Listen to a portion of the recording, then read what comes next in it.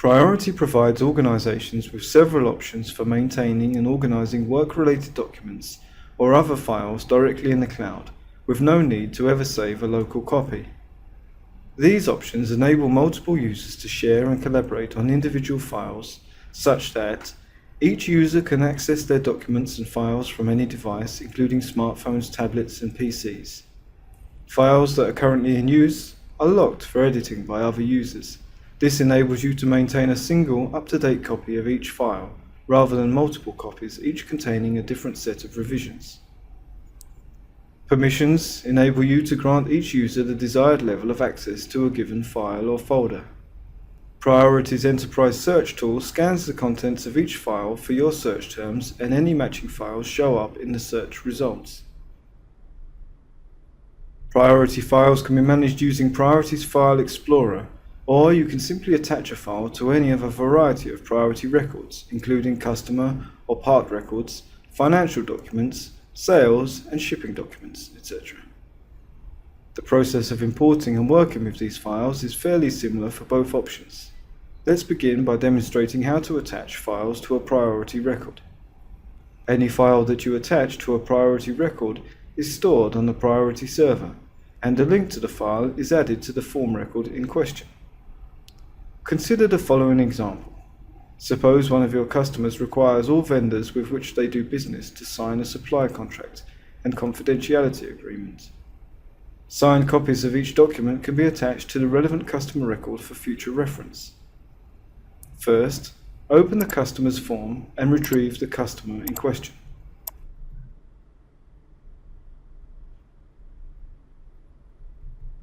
Next, enter the customer document's sub-level form and move the cursor to the file path column. Now click the icon that appears in order to locate and select any files you'd like to import from your local hard drive. Note that you can attach several files simultaneously by holding down the Control key and clicking on each item you want to attach. The system automatically records the date each file is created, the name of the user it was last modified by, and the date it was last modified. The file path column is also filled in automatically for each of the imported files, along with the original file name. You can revise the file name that appears in this form if desired, but keep in mind that this has no effect on the file itself. You can continue to attach additional files to the same customer record as needed, for instance by right-clicking the file icon and selecting Import. Note that the icon that appears in the file path column now reflects the relevant file type, in this case a Word document. Any user with access to this form can click this icon to open the attachment. You can work with the file as usual and then save any changes without changing the file name or path. The file is backed up in a temporary directory on your local machine while open, and then synchronized with the system automatically when it is closed. Upon opening the file status is updated automatically to indicate that the file is currently in use and only a read-only copy can be opened at this time. This mechanism prevents other users from revising the original file while you are working with it, and thus ensures that multiple collaborators do not inadvertently create multiple copies of the file, each containing a different set of revisions. The Locked By column shows us which user is currently using the file. Once we close the file, it is updated on the server and released for other users. Refresh the record to see the updated file status, now indicating that the file is free. Note that your system manager can set an upper limit on the amount of time that files remain locked for editing by a given user. Once the maximum time is exceeded, other users who attempt to open the file will be notified that they can unlock it for writing, if necessary. This option should be used sparingly, however, as the original user may still be in the midst of editing the file, and there may be significant changes to the file that have not yet been updated in the system. If the original user continues to edit a file that has since been released and modified by another user, the file containing his or her changes is saved in a temporary directory, but will not be synchronized automatically. It can, however, be imported manually if necessary. As we mentioned earlier, the files we attach to this record are now stored on the priority server, and the attachments we see in this form are essentially shortcuts pointing to the original item on the server. These shortcuts can be copied to any other record in the system as needed. For instance, we can link the supply contract signed by the customer to a sales invoice opened for the same customer. First, we'll move to the file path column and copy the entire path to the clipboard, for instance by pressing Ctrl and C. Next, we'll open the sales invoices form and retrieve the desired invoice.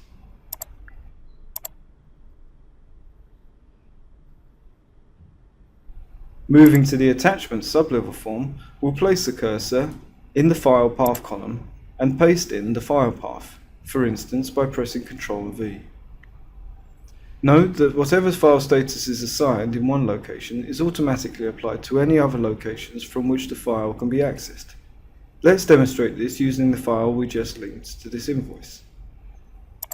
We're going to use the file status column to manually define the attachment as read-only, and then look back at the customer document sublevel of the customer's form. Press Ctrl and M to refresh the records in this form. As you can see, the file status has been updated here as well, indicating that the file is currently in use. In other words, once the file has been locked for editing in any location, it will open in read-only mode no matter where you access it from. You can also copy a file and paste it into the attachments form, at the same time importing it onto the priority server. For instance, you can copy one or more MS Outlook attachments, or copy any file from the Windows Explorer, and then use the paste and import command to paste it directly into priority.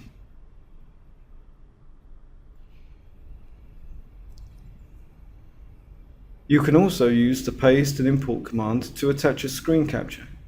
Simply press the print screen key on your keyboard and then use the paste and import command to import the capture to any attachment form. Both the import and the paste and import commands are also available in the File Explorer, as we'll demonstrate later, and offer the same functionality. When you copy a priority file from one location to another, for instance by pressing Ctrl and C, this creates a shortcut pointing to the original item, which can then be pasted into another priority record or into the File Explorer. In some cases, however, you may prefer to duplicate the file instead, thereby creating a new copy of the file on the priority server. To duplicate a file, right-click the file in question and select the Duplicate command. You can then rename the file, revise it as needed, and save your changes. In this way, you can create as many documents or other files as you need directly in the cloud, with no need to ever save a local copy. Note that both the copy and duplicate commands can also be used to copy or duplicate files within the File Explorer. You can export any files that have been attached to a form record from within the attachments form using the Save As command. However, you may prefer to simply include a link to the file in a priority text form or an external document, such as an Outlook message or Word document. To copy a document link, press Ctrl and Y. A link to this file has now been copied into the Windows clipboard and can be pasted where desired. Let's paste this document link into a new email message in Outlook. And now we'll simply paste the document link into the message by pressing Ctrl and V. Note that the same keyboard shortcut can also be used to copy a document link within the File Explorer. Upon receiving an email that contains a document link, recipients can press Ctrl and click the link to open a read-only copy of the attached file. If you want to edit the file, however, you'll need to open it from the attachment form itself, where there are status management capabilities in place to ensure that other users aren't working on it simultaneously. Thus, if you anticipate that other users may need to edit the document in question, it is preferable to simply provide a link to the relevant form record. This method also enables you to limit access to users who are authorized to view the record in question. So let's move to the upper level sales invoices form and press Ctrl and S to create an email message containing a link to the record, which we can then edit as desired. Authorized users can use this link to access the sales invoice, and then enter the attachment sublevel form to work with the attached file. Should you wish to remove an attachment from a form record, you can do so at any time by selecting the file in question and pressing Ctrl Delete. Similarly, you can press Delete within the File Explorer attachment form to remove the file from its current location in the Explorer. Note, however, that so long as the file is still linked to other system locations, such as other form records or folders in the File Explorer, it will not be deleted from the priority server and will still be accessible from these locations. The file will only be deleted from the server once it has been removed from all system locations. To view a list of any system locations to which a particular file has been linked, simply enter the Links to File sublevel form. One of the lines in this form always displays the current record, in this case a sales invoice. While attachments are usually added to priority records via a sublevel form, as in the examples we've seen so far, several root forms also include a folder icon for attaching a file. This particular field is meant to be used to attach an image, for example a picture or sketch of the part in question. The procedure for attaching an image to the part record is the same as the procedure used to attach files to any form record. The attached image now appears instead of the folder icon. You can click the image to open the file as you would with any other attached file, or you can simply position the mouse over the magnifying glass icon to view an enlarged image within the current window. Users can work with the File Explorer to organize files and folders that are stored on the priority server in much the same way as you use Windows Explorer to organize the files and folders on your computer. Access to each folder is governed by the same privilege mechanism in use throughout Priority. For instance, all of your sales and marketing materials can be maintained in a single folder in the File Explorer, and individual files can also be linked to related priority records, such as customer or part records, customer tasks, and sales opportunities for easy access. In such a case, a single copy of each file is stored on the server and a shortcut is used to access that file, whether you choose to do so from the File Explorer or via a specific record in Priority. To run the File Explorer, we'll select the File Explorer command from the File menu. You can click on any folder in the left pane to view its contents. Individual files and subfolders appear in the right pane.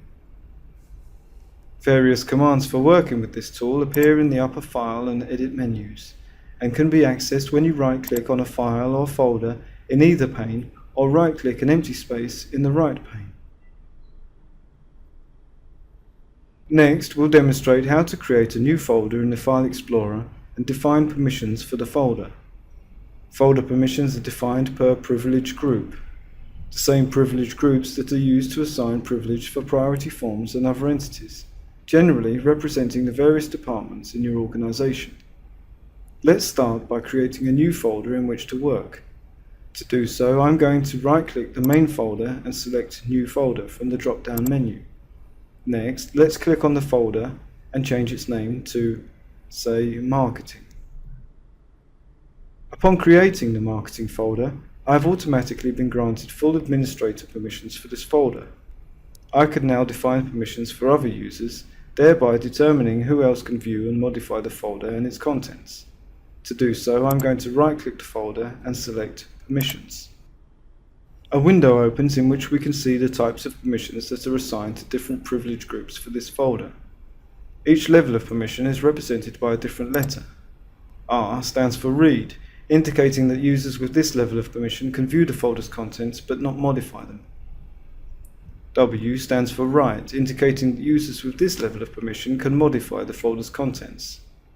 A stands for Administrator, indicating that users with this level of permission can view and modify the folder's contents and assign folder permissions to other privilege groups. Exclamation mark stands for Navigation, indicating that users with this level of permission can navigate within this folder and its subfolders, but cannot view or modify the folder's contents. Lastly, X indicates that the user has no permissions for the folder. The current permissions were inherited automatically from the main folder and can be changed manually for any folder that you create. In this example, we're going to concentrate all of our marketing collateral in the new marketing folder we just created, which will be accessible to all sales staff. We'll then divide the materials in this folder into submenus in order to differentiate between domestic and international sales staff. Let's start by making sure that all sales managers have full administrator permissions for the marketing folder and its contents. So we're going to right-click the Sales Manager privilege group and in the pop-up menu that opens, we'll select Administrator Permission. We'll also assign navigation permissions to both domestic and international sales teams. This permits them to navigate within the folder and to open any subfolders for which they've been granted permissions.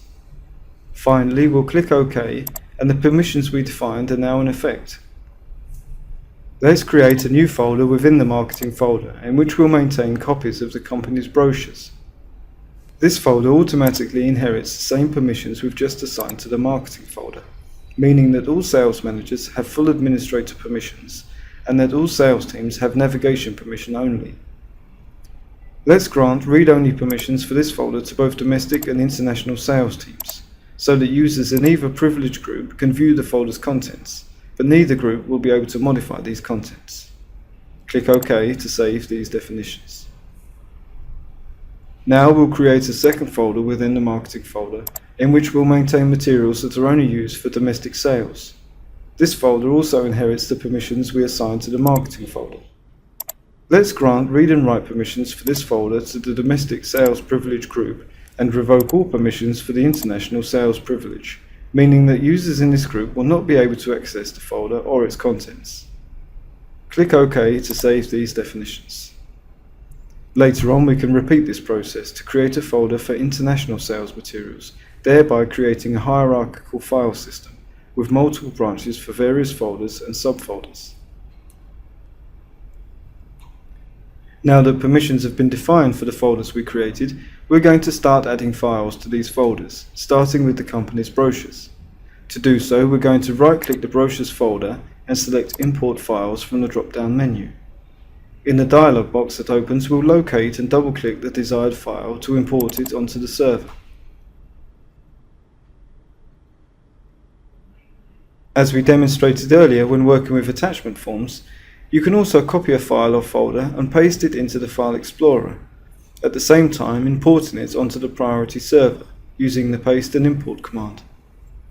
For instance, you can copy one or more MS Outlook attachments, or even copy an entire folder from the Windows Explorer and paste it, together with all of its contents, directly into Priority's File Explorer.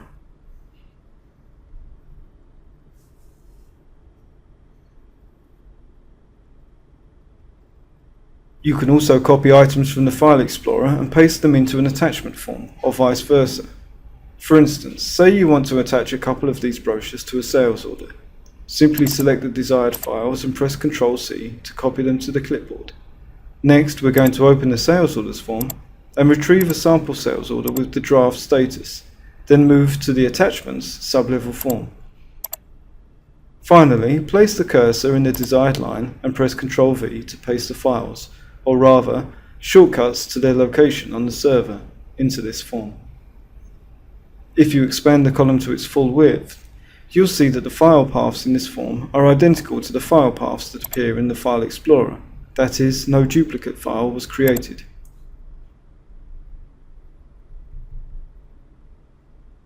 Let's return to the File Explorer. Looking over to the side of the File Explorer screen for a moment, you can see what permissions you've been assigned for the selected file or folder. Keep in mind, however, that these permissions only apply to the file's current location within the File Explorer. If the same file has been linked to one or more form records in priority, all users with access to the form record can also open the attached file, regardless of the permissions they are assigned in the File Explorer. To view a list of any priority records or additional File Explorer records to which a particular file has been linked, simply right-click the desired file and select Links to File.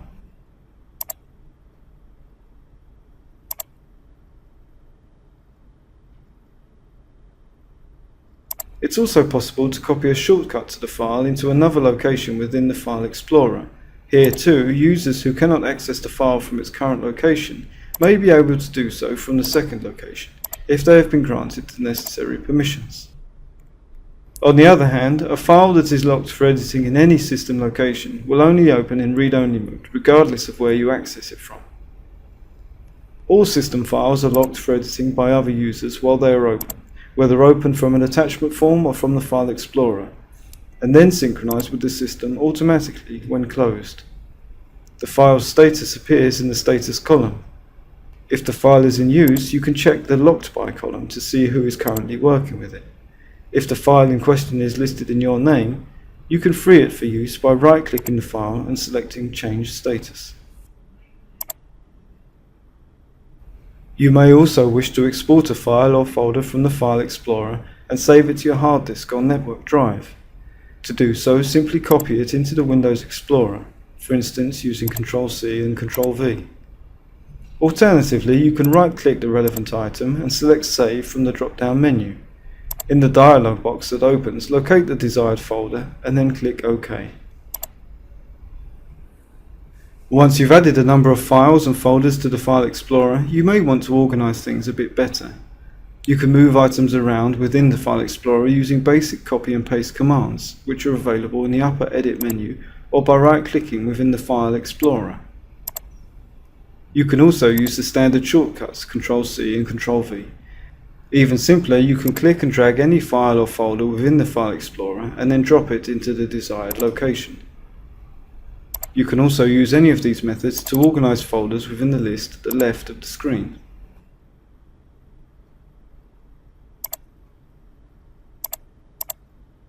You can also add a direct link to any frequent use folders to your list of favorite links. To rearrange or edit this list, simply right-click any folder and choose from the available options. You may also want to change the appearance of the File Explorer for maximum efficiency. For instance, you can drag any column to a different location, or click on any column title to sort the displayed items by the values in that column. In addition, you can change the width of any column by placing the cursor on the edge of the column title and dragging it to the desired width. You can also use the Arrange Columns dialog box accessed via the upper design menu to hide or rearrange columns to your specifications and to restore columns that were previously hidden.